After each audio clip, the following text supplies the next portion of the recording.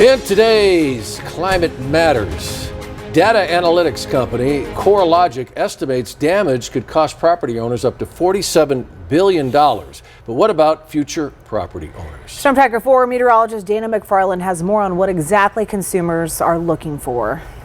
Well, home buying here in the U.S. and especially in Arizona is very difficult, even for young Americans out there. And now there's a different factor weighing on their minds, and that's the climate. There is a difficult decision many make after a natural disaster. Celebrate what was spared. Nobody's home was destroyed in this fire, so everybody has a house to go back to. Or mitigate what might not be spared again.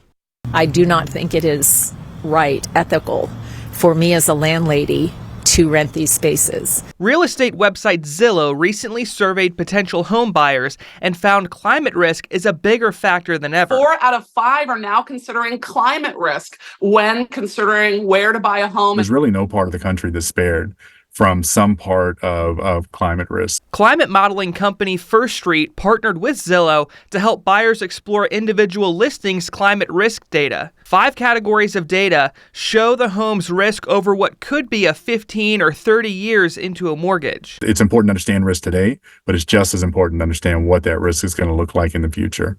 Zillow's new listings of existing homes found that more than half are major risk of extreme heat, wildfire, nearly 17%, and for floods, nearly 13%.